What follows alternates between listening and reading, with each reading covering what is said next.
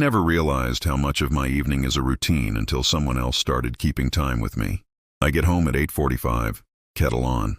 News in the background that I don't actually listen to. Shoes under the radiator, keys in the dish. By 9:05 I'm on the sofa. I thought that rhythm belonged to me. Until the night the doorbell rang twice like a metronome, with just enough pause in between to hear me stand up. The first ring at 9:12 was polite, half a second, a quick press. I checked the peephole. Nothing but a wet step and the street lamp combing rain into gold. We'd finished Halloween a week ago. The bowl was back in the cupboard. No one should be at my door. I waited there like an awkward host to no one, then went back to the sofa and pressed play. The second ring came 30 seconds later, shorter, more certain, like a teacher tapping a desk. I flinched because the sound felt closer, almost inside. I crossed the hall and opened the front, a crack on the chain. Empty. But my mat was shifted 3 inches to the left, clean rectangle of tile showing where it used to be. I recentered it with the side of my foot, shut the door, slid the deadbolt, lifted the handle to throw the multi-point lock just like the installer taught me, up, then turn and told myself to stop performing safety for an empty landing. At 9:16, my phone buzzed, motion, front. I thumbed the notification. The clip showed the doorbell button slowly depressing itself, no hand in frame, then springing back. It depressed again, a little sideways, like someone had pushed with a taped fingertip from below the lens. I muted the TV and listened. Flats have their own weather, pipes settling, neighbors exhaling, your own blood. Through it, a different sound arrived, cloth on paint, the slow hush of a sleeve brushing along the second door. I keep a second door between the living room and the back hall because the place is old and drafts creep like ideas. It's thick, painted twice too many times, and it always breathes when you pass. Tonight it breathed back. I put my palm to the wood. It was warm, the kind of warmth that's not the room's, not yours, but someone else's hand from the other side, just lifted. "Hi," I said, immediately hating the word. "Who's there?" No answer. The quiet pressed itself flat against my skin through the grain. I called 101. The dispatcher sounded like someone who believes you long before you make sense. She asked if my doors were locked, yes. If anyone knew I lived alone, no, unless routine counts. If the person had tried the handle, not yet. She told me to stay in the room I was in, keep the first door locked, and under no circumstances open that second interior door. 2 boundaries are better than 1, she said. Don't give away both. The third ring didn't come. Instead, tap, tap, tap knuckle on the second door, patient, like a librarian reminding me of closing time. I stepped back until the sofa pressed my knees and sat down because my body wanted the illusion of furniture helping. From the front, my doorbell hummed a long, awful note, held down. The button must have been wedged because the tone didn't pulse. It droned, turning the whole flat into a tuning fork. The dispatcher asked me to breathe like she could do anything about metal vibrating in my molars. The droning cut mid-note. The sudden quiet felt violent. In that vacuum, something leaned gently on the second door, just enough to bend the timber a millimeter. My eyes saw the line of light at the jamb thin, then widen, like a chest deciding whether to inhale. And then a whisper, low and calm. Through paint. Open the wrong one. The breath in my throat made a noise I didn't authorize. Boots on the outer steps. A hard knock that isn't a knock but a statement. Police. Radios. Fabric swishing. The weight at the second door lifted. No scrabble, no panic. Just gone, like a tide going where it always goes. 2 officers came wide. One to me, one already halfway down my hall with a torch. The second door stood there like a dared animal. We cleared rooms in the slow ritual. Kitchen clear. Bathroom clear. The back gate lock was still latched. But the paint around it showed shiny ovals where fingertips have rubbed for a very long time at the height a person leans when learning a lock. The younger officer crouched at the first doorbell. "You can wedge it," he said, rolling the pad of his gloved finger over the button. It stuck depressed when he pushed it sideways. Rubber band strip of tape, you hold it, you listen. If you hear footsteps, you let go. The older one palmed the second door. "Don't open this tonight," he said. People love proving things when they're scared. "Prove it tomorrow." They swept the lane. They left me their card and a look I hated. Decent men who couldn't promise anything. I dragged a chest of drawers against the second door, I know, and put my heaviest books on top. I slept in clothes with the lamp on. At 2:03, motion, front pinged again. The clip showed emptiness. But my mat had returned to perfect center, squared with the tiles like a polite correction. Daylight turns dread into admin. I bought a little metal cage for the letterbox, a wedge for the bell, a strip for the gap. I texted my neighbor upstairs, a woman in a dressing gown who always smells like toast. She said she'd heard the bell but assumed it was a delivery man trying everyone like a keyboard. That night I turned on the TV and left it low. At 9:12 the bell didn't ring. At 9:13 the second door exhaled, the same gentle weight. I stood. So did the weight. I sat. It leaned. I took one step closer. The breath on the other side matched. I put my mouth an inch from the paint and whispered, "Why are you at the wrong door?" A sound I'll remember longer than voices. The lightest tap of a nail on the other side.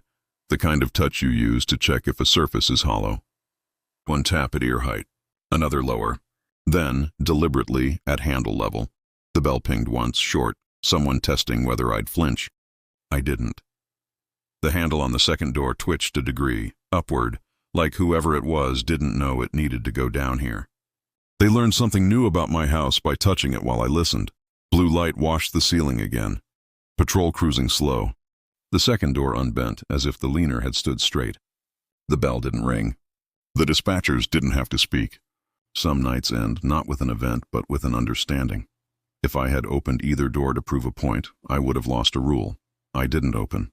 I didn't prove. I let them leave with nothing but time. Now I keep 2 clocks in my head, the one for the world and the one for 9:12. I moved a month later, but routines migrate. In the new place, I still hear a bell that isn't mine, half a second long, waiting to listen to my footsteps.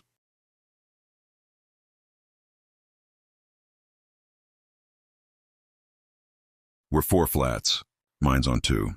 The stairs are a narrow L with a quarter landing. Paint so many coats deep it has a memory. Everyone's hand has taught it what height to gleam.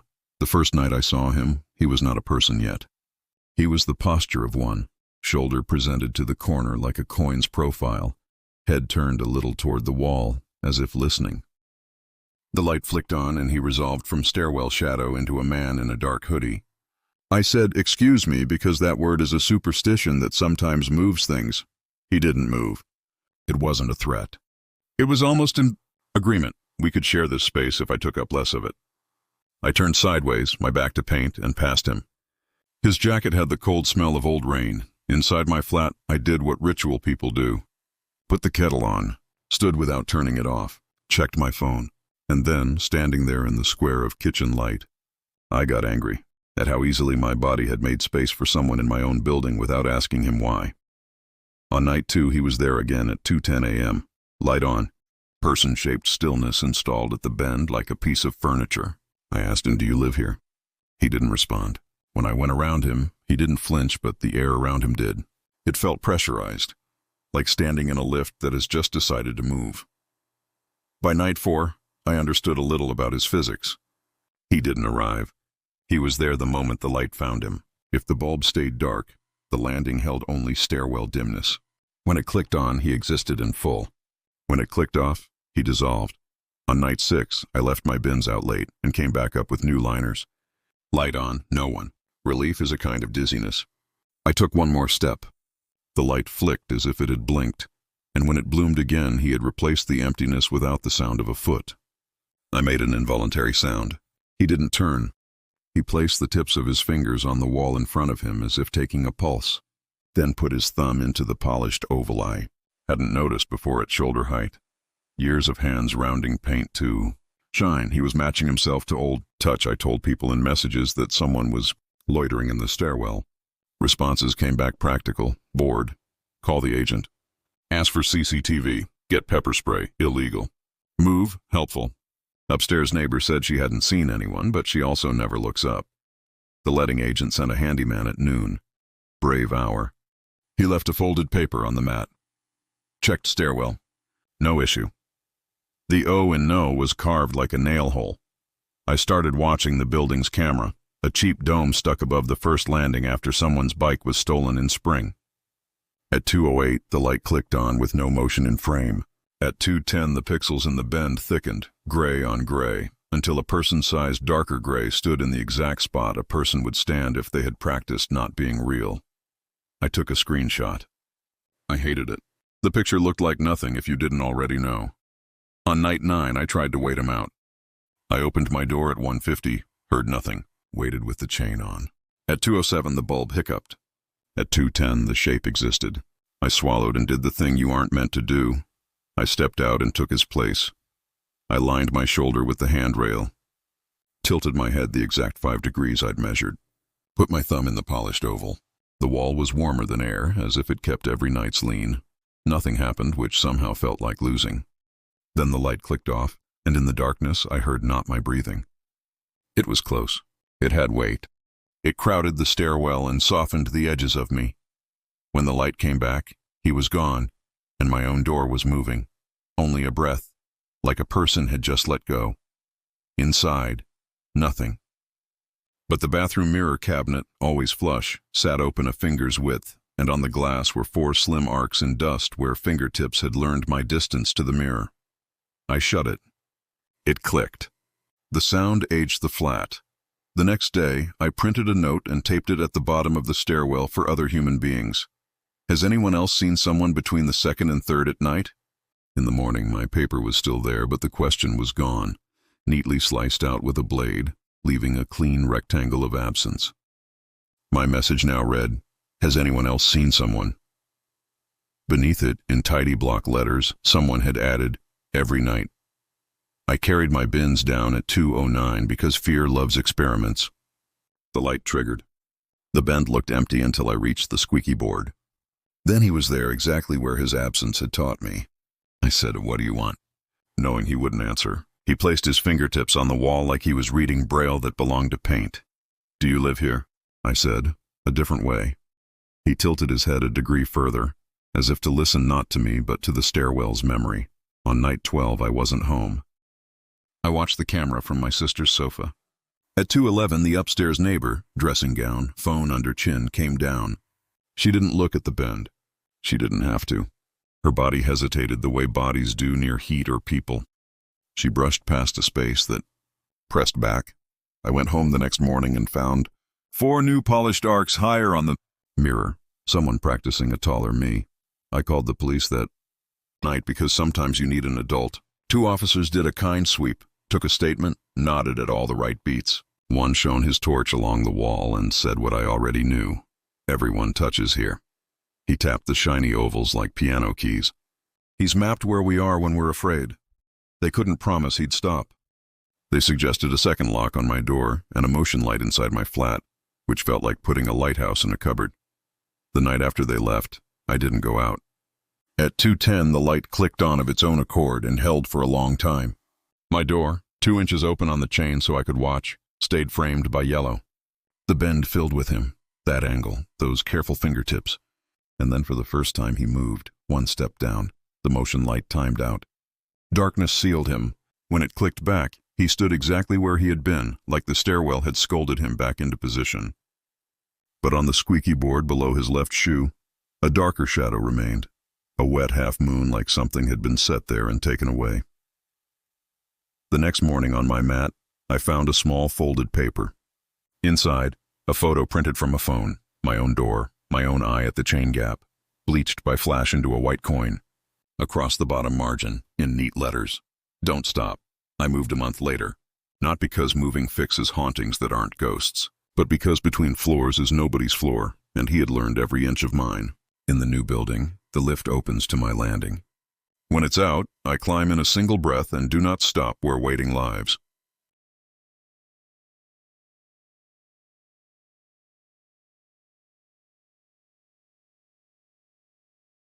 Kira lives 2 doors down with 2 rescues, Milo and Poppy. We've got a rhythm. On jittery nights, I text borrow Milo. And 10 minutes later, he looks at me from my rug like a small brown therapist deciding if I'll do the homework. Halloween was last week. The street still smelled like pumpkins and wet nylon. At 9:22, Milo and I did our loop. He sniffed the same 3 hedges, pretended to be interested in a bin, refused to cross where the paving lip is weird, and we came back to my gate. He stopped dead and stared into the hedge. Not the casual interest stare, ears forward, tail still, head low. Dog, for there is a shape in there. What? I asked, because humans fill silence with schoolteacher voices. He didn't blink. The hedge didn't move. The gate latch, a little old thing you lift and drop, stayed down. I tugged. He came, but looked back like a polite friend leaving a party too early. Inside, he wouldn't cross the threshold. He sat with his back pressed to my shin and watched the latch through the glass of the inner door. I told myself foxes exist. Milo told me with his body that foxes don't smell like this. At 10:06, he made a sound I've only heard twice from him, a continuous growl that hums like a fridge-turned carnivore. My garden cam pinged. Motion, front. The infrared clip showed my gate, the hedge, and then the latch lifting a millimeter. It settled. It lifted again, further, then stayed up for a beat like a breath held. The gate opened 2 inches, paused there, and then closed without the swing that wind makes. I texted Kira weird latch and attached the clip. She sent back a knife emoji and Milo knows. I laughed like that didn't go straight into my bones. At 10:11, a text came from an unknown number. Cute dog. I stared at it until it copied itself into my pulse. I wrote wrong number and hated my reflex to talk. 3 dots. Then my house number as a message. Perfectly typed. I called 999. Calm voice, checklist. Officers en route. My own shoes on tile because I always make noise when I'm frightened to prove I'm there. The operator told me to stay away from the front, sit in a room that locks. My living room door has a key. It also has a glass panel above it that was fashionable in 1930, which locks nothing but light. I went in anyway. Milo stood across the doorway, perpendicular to me, placing his body between mine and the house. The growl turned into a hum I could feel in the floorboards. The camera pinged again. The next clip caught a phone held close to the lens. White Notes app. Words typed in block caps. Borrowed dogs go home. The phone withdrew. The gate didn't move. The hedge flexed once, the way hedges do when something long eases through. Blue lights kissed the front rooms. 2 officers came down the side path like a decision. The gate sat open 3 inches, just like in the clip. On the gravel near the latch lay a shaved plastic shim, curved, polished edge, the exact width of a latch gap. The older officer picked it up with gloved fingers and dropped it in a bag.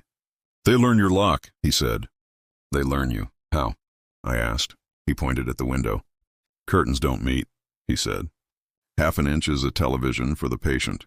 They checked the hedge and found a body-shaped hollow, pressed damp into leaves. No footprints on the pavement because some people know where to walk. They took a statement, made sense with phrases like opportunistic prowler that maybe mean less than we want. After they left, Milo finally stepped inside. He did a precise circuit of the room and then returned to the doorway. He stared at the glass as if the house might try again. At 1:03 a.m., the camera pinged. Motion. Front. The clip showed my gate closed now, chain on, a shape of street where nothing moved. Then the phone again, lower in frame, the words, Milo home. I didn't tell the police this bit because I felt weirdly like I owed the dog privacy. I didn't sleep. Milo didn't either. We watched the dark argue with itself until the birds tried out their morning voices. Daylight means admin. I bought a second latch with a keyed lock, added a privacy film to the front window, and pulled a new curtain that touches the floor. Kira and I agreed. Milo only after daylight. At night I'd walk with neighbors or not at all. That evening at 6:40, a courier, or a man wearing a courier jacket you can buy online, knocked. He had no parcel, only a clipboard. He smiled the wrong amount. Collection, he said. Package misdelivered. We're routing through this area. I asked for a company name. He gestured skyward like that's where logos live. I closed the door as he was talking. He stayed on the step longer than people do when they've been told no. When I looked through the peephole, he had tilted his head and was reading the gap where my curtain met the floor. At 8:12, Kira texted, all good? I typed, think so, didn't send, and put my phone face down like that persuades reality. At 10:02, the gate rattled despite the chain. Not hard, testing the length of the metal. Milo pressed his shoulder to my shin and looked at me like, believe me faster. The operator on the phone kept my breath walking in counts of 4. Officers are close, she said. Stay away from the door. A knock came anyway. Then silence. Then another knock. Lower, not at knuckle height, but at dog height. as if to summon Milo the way you summon anything that loves. He didn't move. He watched the letterbox like it could grow teeth. A thin strip of card slid halfway through my letterbox and held there, flexing. Not a note, a printed collection slip from a real company with real numbers. I didn't touch it. The strip withdrew. Through the cage I'd installed, you can't reach far, and the person outside seemed to know that. They didn't try. Blue lights again, the fast, polite yip they do before sirens. This time the street wasn't empty. Someone walked away at exactly the speed of not running and turned the corner. The officers got a plate off a car that wasn't a courier van and didn't belong to anyone on our road. They stayed while I changed the chain to the second notch, and we all acknowledged that what locks teach is mostly discipline. They left. We held the listening. At 2:02, the camera caught something small and accurate. The chain lifting. Not enough to free, just enough to show what the next purchase point would be. Then the phone again. Borrowed dogs go home. The note app's cursor blinked once in the dark like a pulse. The clip ended. I exhaled and realized I'd been counting to 8 for minutes. When morning finally happened, the front step was immaculate. The mat shaken, the tiny tea stain I'd been meaning to scrub gone. On the hinge of my letterbox cage, a smear of glue glistened, the kind that dries clear. Someone had tried to seal me, had given up, had left me neat. I returned Milo, hugged Kira too long. We made a new agreement, no more night loans. We walk together in the afternoon. If she's out, I text her where I am every 20 minutes. It's a lot. It's also air. 2 weeks later, sweeping leaves, I found a curved plastic shaving under the hedge, polished edge smooth from practice. I kept it this time, taped inside a zip bag in my drawer. Not because it makes me safe, but because evidence with a name weighs less than fear without one. Sometimes Milo still stops at my gate and stares into that same spot in the hedge. Then he looks back at me, checking if I've learned to see. I tell him I'm trying, and when my phone buzzes with a number I don't know, I don't answer. If there's a message, the police can hear it before I do. If someone wants my routine now, they'll have to learn that saying no can be a ritual too.